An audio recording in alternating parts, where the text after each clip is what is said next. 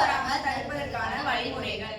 இப்போ அதிகபட்சமான இடத்துல பார்த்தீங்கன்னா அதிகமாக டெங்கு தான் பரவிட்டு இருக்கு. எங்கே பார்த்தாலும் டெங்கு பரவிட்டு இருக்கு. டெங்கு காய்ச்சல், அதனால அதிகமாக உயிரிழப்பும் பாதிக்கப்படுது. எதனால அதிகமாக டெங்கு காய்ச்சல் பரவுது? மழைக்காலங்களில் மழை நீர், சாக்கடை தண்ணிலாம் அங்கங்கே தேங்கி இருக்கிறதுனால அதில் உட்காரக்கூடிய கொசு மூலியமா டெங்கு காய்ச்சல் அதிகமாக ஏற்படுது எல்லாருக்கும். டெங்கு காய்ச்சல் அறிகுறிகள் என்ன?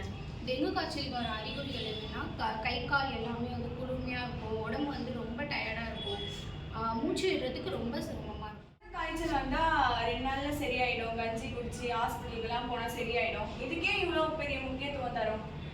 ஏன்னா டெங்கு காய்ச்சல்ன்றது டெங்கு காய்ச்சல் வர எல்லா பேஷண்ட்டுங்களுக்கும் ரத்த கசிவு ஏற்படும். எங்கெங்கன்னா பார்த்தீங்கன்னா மூட்டு, அதுக்கப்புறம் நுரையீரல், அதுக்கப்புறம் இந்த பல்லு, ஈறு அந்த இடத்துல ரத்த கசிவு ஏற்படுறதுனால அந்த பேஷண்ட்டுக்கு கரெக்டான நேரத்தில் சிகிச்சை கொடுக்கலன்னா அவங்க எழுப்பதற்கு கூட அதிகமான சான்சஸ்.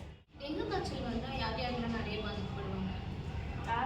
முதற்படியாக வரும்போது ஆபத்து வராது, 2வது முறை வரும்போது ஆபத்து வரும். யார் யாருக்கெல்லாம் வரும்னா கை குழந்தைகளுக்கும் கர்ப்பிணி பெண்களுக்கும் வரும். இதுக்காக தனி சிகிச்சையோ தடுப்பூசியோ கிடையாது, தானாக சரியாகும். டெங்கு காய்ச்சல் வந்தால் அவங்களுக்கு உண்ணக்கூடிய உணவுலாம் என்னது? டெங்கு காய்ச்சல் வர்றதுனால அந்த பேஷண்ட்டுங்களுக்கு எல்லா பிளேட்லெட்ஸும் குறையப்படும்.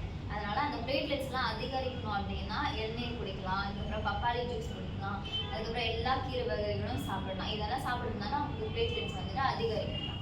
டெங்குவை தடுப்போம், கொசுக்களை அழிப்போம்.